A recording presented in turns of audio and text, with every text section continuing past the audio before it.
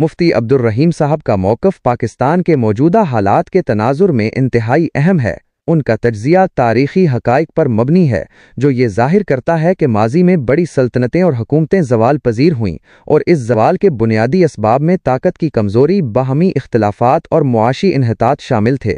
مفتی صاحب کے مطابق پاکستان بھی اسی طرح کے چیلنجز کا سامنا کر رہا ہے۔ ان کا ماننا ہے کہ ملک کی معیشت زبوں حالی کا شکار ہے، سیاسی اور مذہبی اختلافات اپنے عروج پر ہیں اور صرف ایک چیز جو محفوظ ہے وہ ہے ملک کی دفاعی قوت۔ وہ اس بات پر زور دیتے ہیں کہ ہمیں اپنی اس قوت کو ہر قیمت پر محفوظ رکھنا ہوگا، کیونکہ اگر یہ کمزور پڑ گئی تو ملک کا مستقبل خطرے میں پڑ جائے گا۔ مفتی صاحب کی افواج پاکستان کی حمایت ان کے اس یقین کی وجہ سے ہے کہ یہ ملک کے استحکام کے لیے ضروری ہیں۔ ان کا ماننا ہے کہ موجودہ حالات میں جب ملک کو اندرونی اور بیرونی خطرات کا سامنا ہے، فوج کی مضبوطی اور یکجہتی بہت اہم ہے۔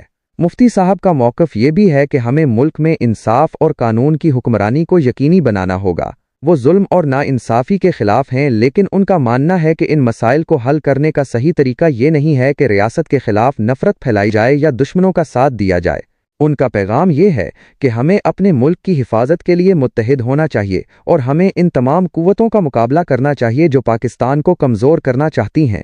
ہمیں اپنے اختلافات کو حل کرنے اور ایک مضبوط اور خوشحال پاکستان بنانے کے لیے مل کر کام کرنے کی ضرورت ہے۔